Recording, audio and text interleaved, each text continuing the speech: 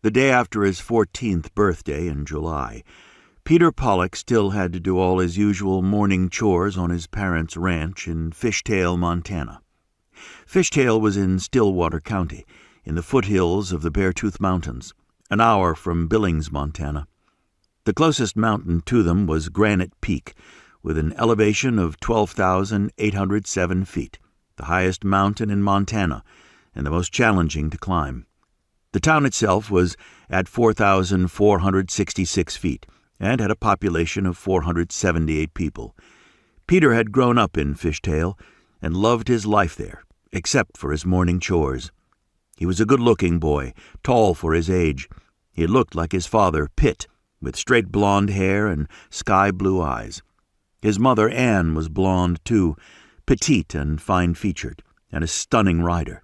She had won blue ribbons at all the local horse shows and rodeos in her teens. She and Pitt had been high school sweethearts since freshman year, when they were Peter's age. They'd gone to the University of Montana together and got married in June after they'd graduated. Peter was born in July of the following year, when his parents were 23 years old. They were 37 now, and had always said they wanted 5 or 6 children.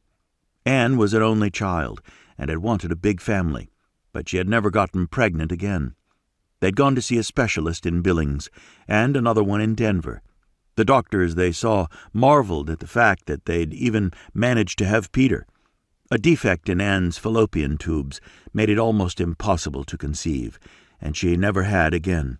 So they focused all their love and attention on Peter, and were grateful for the miracle of their only child.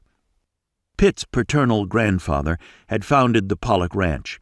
They bred and sold the finest horses in the state, and it was the largest ranch in the area, well known and respected throughout the western states. People came from as far south as Texas to buy their horses, and as far east as Kentucky. The bloodlines of their horses were legendary.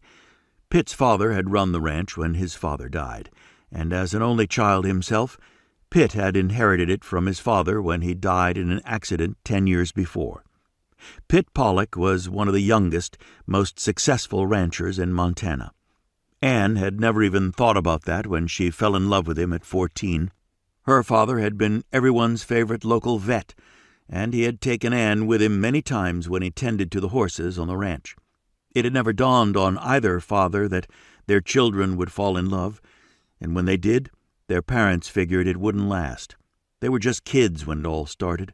23 years later, they were more in love than ever.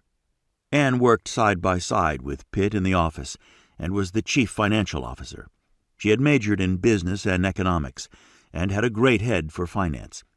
Pitt knew everything there was to know about horses. He had been taught by his father and grandfather and had learned his lessons well. Peter knew that one day he would run the ranch. He was a serious, responsible boy and had never caused his parents any trouble. He got decent grades in school, but liked to have fun, too. He planned to follow in his parents' footsteps and go to the University of Montana. His mother thought he should go to business school afterwards to learn everything he could about running a venture as large as theirs.